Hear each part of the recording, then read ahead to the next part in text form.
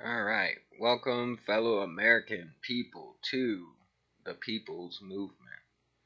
My name is Christopher Logan Pinter,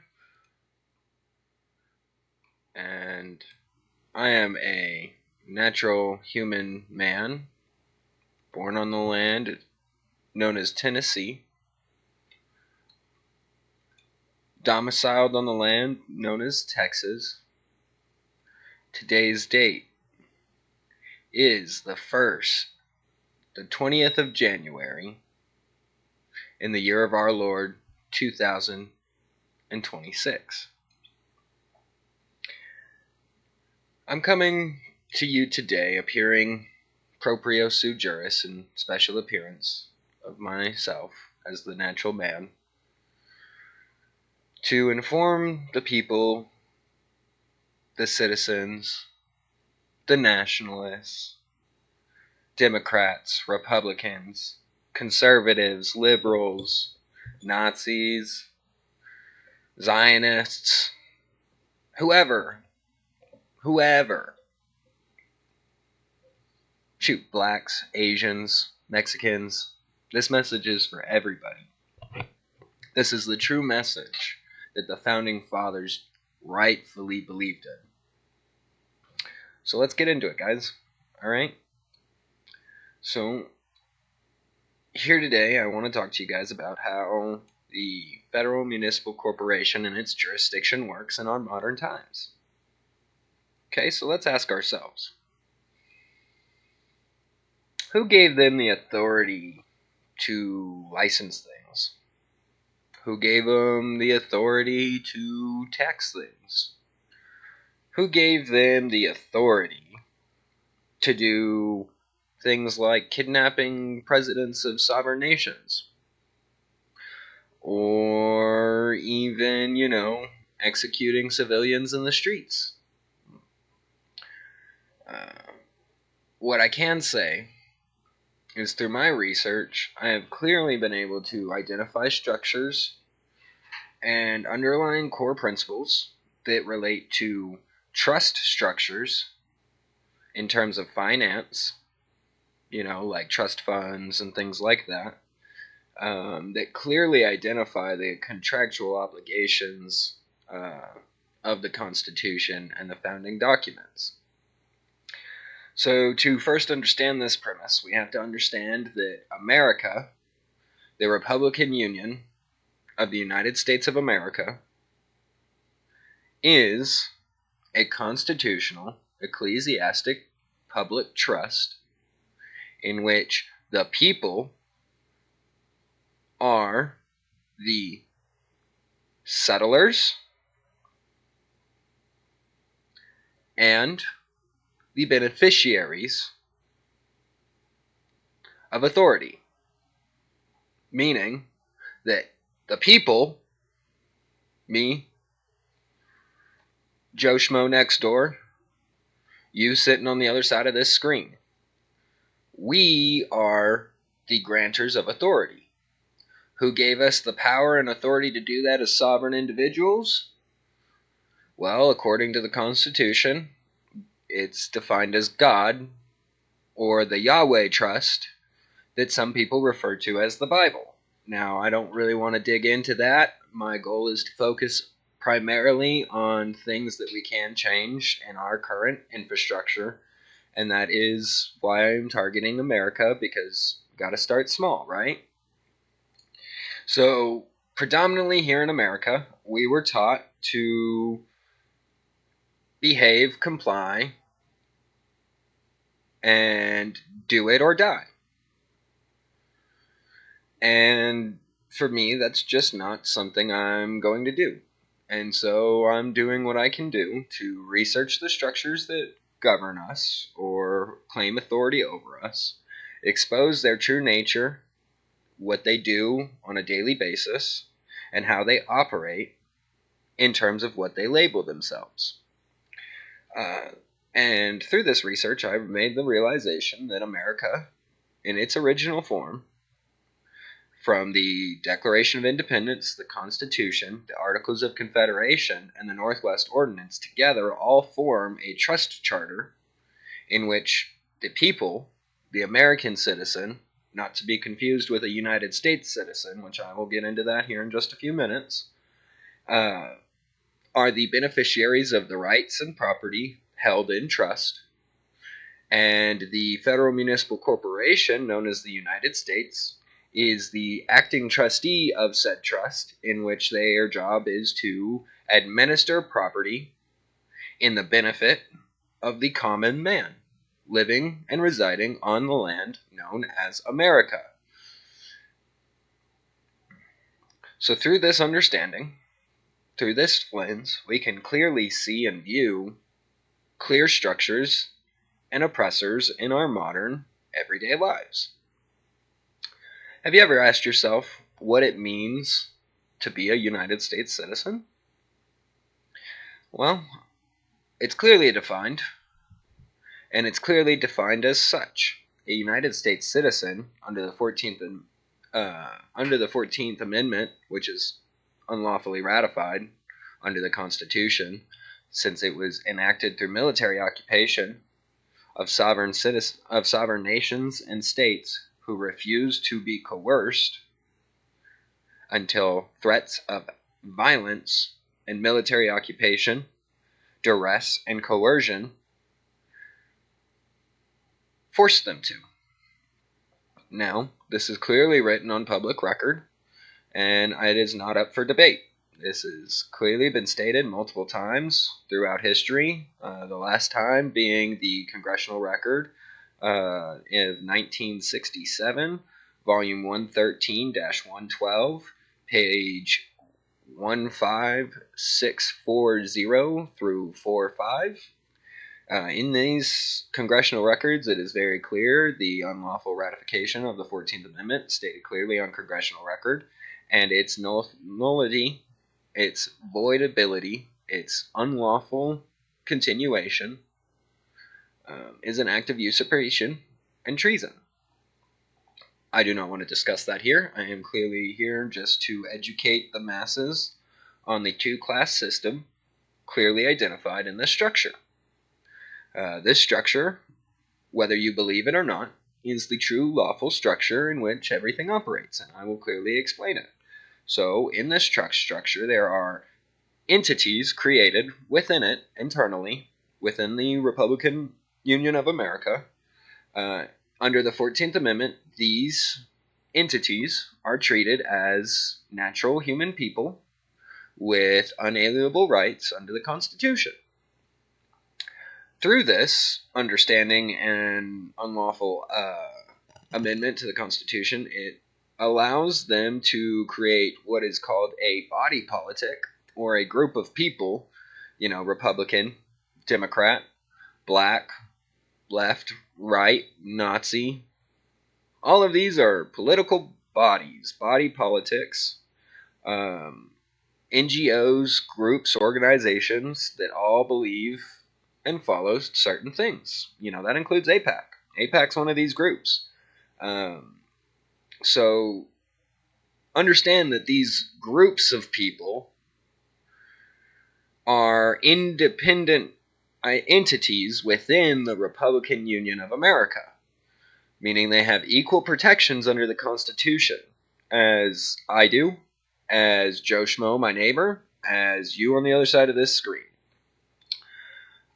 So these entities, like the CIA, the FBI, the NSA, the HSA, the DHS, ICE, all of these entities are what some people would call instrumentalities.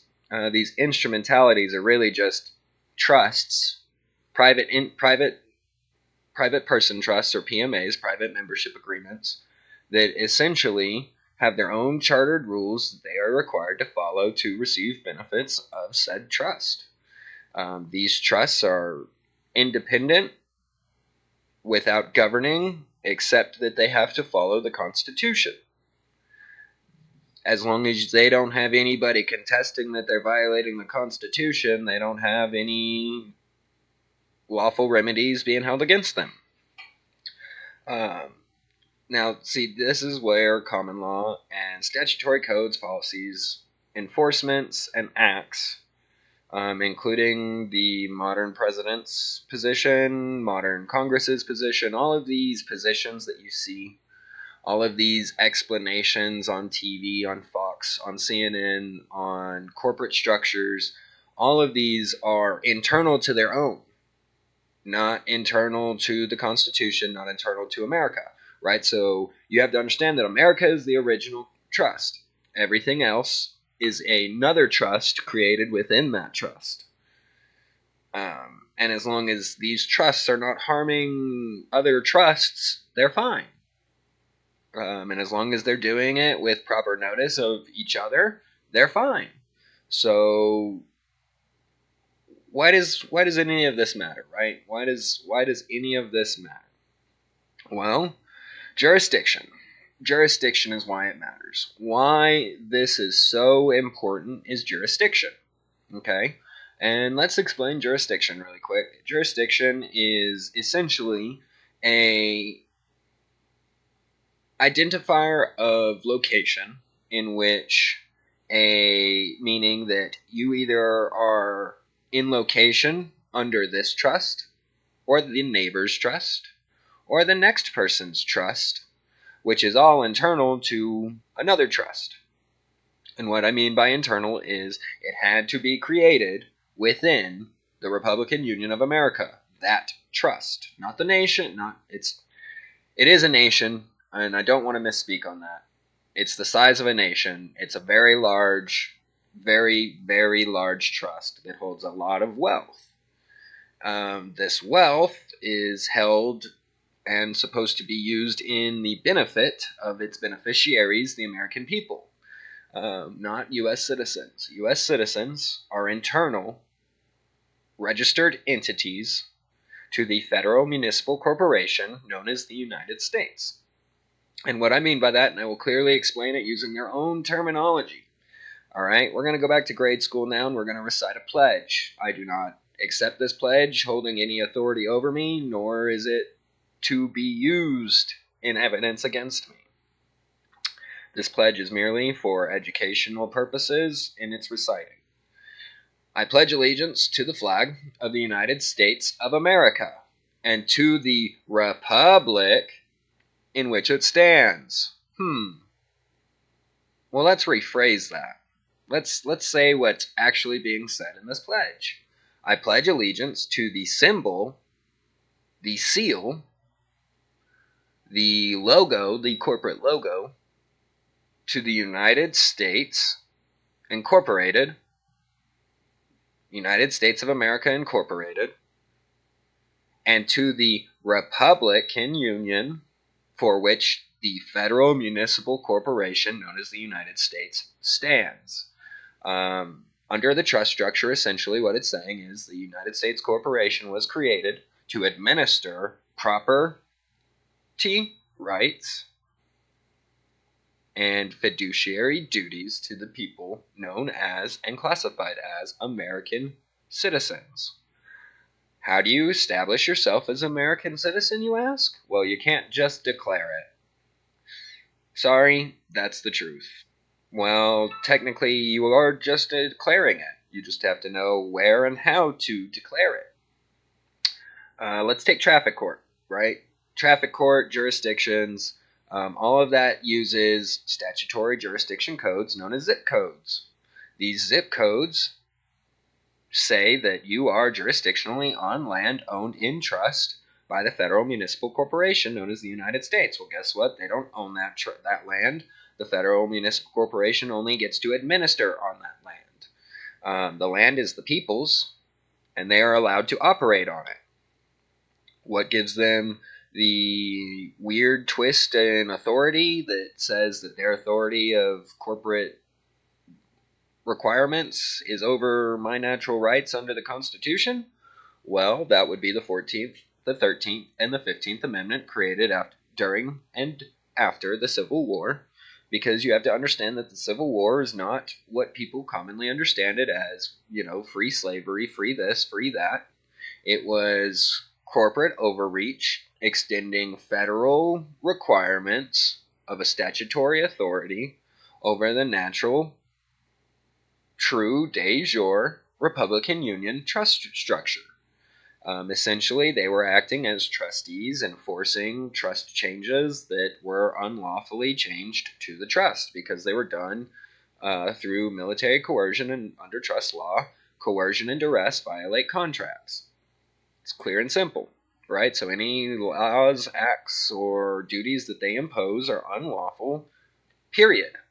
You don't have to claim it. You don't have to do anything. You just don't follow it. It's clear as day. You just don't follow it. So what does that include? That includes the 13th, the 14th, and the 15th Amendment, and every other amendment created after the fact. And here's how I can tell you why. So during the Civil War, what happened? Abraham Lincoln, the de jure president elected by the people, was assassinated. This assassination passed powers militarily due to military occupation and military control through the Insurrection Act of the Civil War, right? So with the Insurrection Act, all powers were placed under the military, thus stating that the vice president who took powers after President Lincoln was assassinated never lawfully assumed title under the common law procedures of courts, thus making everything since his presidency invalid. Not just in understanding or in school, but in actual authority. It holds no grounds. It has no substantive authority other than de facto enforcement through acts of violence, coercion, and duress.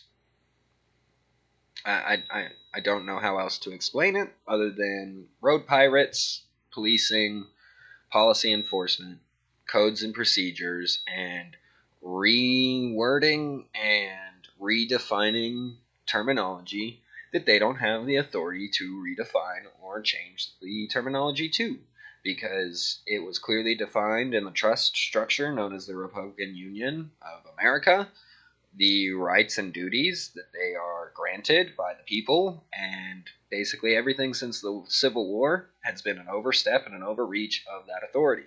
Their job is fiduciary duties, and only fiduciary duties. Their job is to ensure economic growth and benefits for the American people. Now, you could say that they have successfully been completing that, but because it was done under duress, coercion, and threats of violence, they are in fiduciary breach of the Republican Union of America trust that the people have established. Where their source of authority comes from. It comes from me. It comes from you. It comes from people who are willing to establish themselves under common law procedures on record in a courthouse that they are an American citizen, not a U.S. citizen, which is an instrumentality or an entity, an Inslee, just a corporation, a partnership, an LLC, whatever you want to call it. It is a business. That business was created so that I can access the fiduciary duties of the federal government known as the United States of America. That entity known as the United States of America is just a corporation, a holding corporation used to delegate property, benefits, and money. They're not the lawful law creators. They're not. That's not what they were created to do. They were created to direct commerce for the 50-state union. That's what they were created for. What are they doing? They're creating laws, enforcing rules, codes, and policies on the everyday American. These codes, policies, and enforcements have no lawful jurisdiction over the American people because the American people are benefits. Now, with that being said, a U.S. citizen is not entitled to those benefits nor the constitutional rights. Under the Civil Rights Act, they are entitled to civil rights, which is not constitutional rights, and they are required by law to pay tribute to their authority, the United States Federal Municipal Corporation, located in the District of Columbia. Now, how do you think they get you a jurisdiction on that? Right? I'm not standing in Washington, D.C. I'm standing in the land known as Texas, in a town called Amarillo.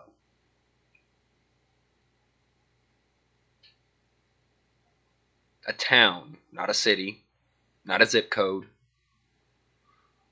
The geographical location known as Texas, more specifically, the city or township of Amarillo. Not the federal municipal corporation known as the city of Amarillo, but the township Amarillo. These are different distinctions. The township Amarillo created the city of Amarillo, a federal municipal corporation, which is a subsidiary known of the state of Texas, which is again a federal municipal corporation registered in the District of Columbia, a U.S. territory, not a state. You see my blank expression? This is how serious I am, guys. I'm not joking. I'm not lying. You can go and look it up yourself. Shoot, I'll give you sightings. I'll give you locations. You want to know when and where the Federal Municipal Corporation was actually incorporated?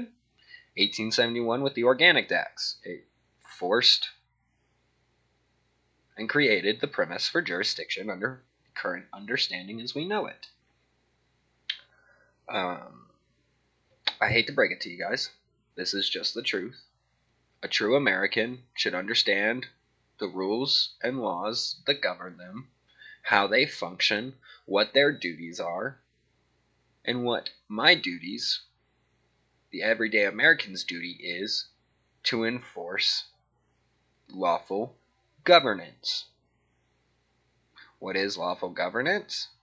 It is the community, the township, the state, the geographical location, the people duly and lawfully elected. Duly and lawfully elected. Not the Electoral College, because that's not duly and lawfully elected. That's a group of selected entities that get to say who and where, which president gets to win. I mean, I can break down everything, guys. It's real simple. It's real simple. Once you understand political bodies, body politics, nationalism, for what it actually is, it's clear and simple. And anybody that tries to say they're anything but an American is just claiming another nation that is a sovereign entity under the Republican Union of America. Everything's a sovereign entity under the Union of America because of, guess what? The UN Charter. What is the UN Charter? Well, that's the thing that, everybody created in World War II when those 7 rulers kind of got together and said, hey, we're all going to follow these rules, and if you don't, well, guess what? You're not going to participate. Well, guess what, guys? That's it. I mean, it's real plain and simple. Look at it. See it for what it is.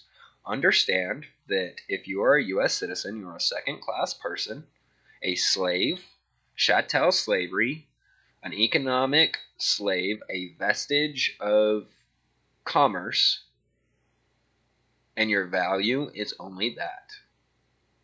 What you produce is your value. As an American citizen, on the other hand, you are the inherent holder of wealth. You are the inherent beneficiary of the public trust in which the money created is supposed to go to better your lives. You want to create a house or buy some land? Hey, guess what? These funds that they're holding for us are supposed to be used for that purpose. How would you petition those things? Well, you have to do it under the common law procedures and performances and duties as an American under constitutional common law. What is the Constitution? Well, guess what? It's a law doctrine written on American common law. I mean, you want to argue constitutional law, but forget the foundation that it was written on, right? Well, you can't have constitutional law without American common law. You can't. It's impossible. American common law, or common law, otherwise known as the law of nations, is the only law that these entities recognize. The law of nations. Okay, guys? As a sovereign person, the sovereign citizen theory crap that everybody's hearing It's all just propaganda meant to push people outside of their lawful rights and jurisdictions, abandoning the trust. Claim your lawful rights as American people on the common law. How would you do that? Well, you form a common law affidavit of truth or political status correction affidavit. You go to your local courthouse, your municipal city courthouse, it's a public record, right? You tell them that you need to file this affidavit on the public record and swear under oath. Pay the fees to file it, or if you can't afford the fees, file a pauper's affidavit with the court to waive those fees under your due process Sixth Amendment. Exercise these rights, notifying that they have miscategorized you as a U.S. citizen and that the U.S. citizen entity was created so that you have an interface to do commerce with them as a private individual. These contracts do not substitute jurisdiction and authority as a U.S. citizen. Once you do this, you take that filing, that law document, you get a UCC filing on that law document. That securitizes your interest into that claim.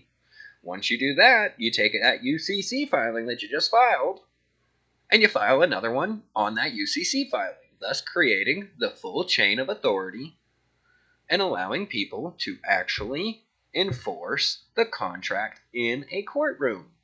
How would you enforce that courtroom?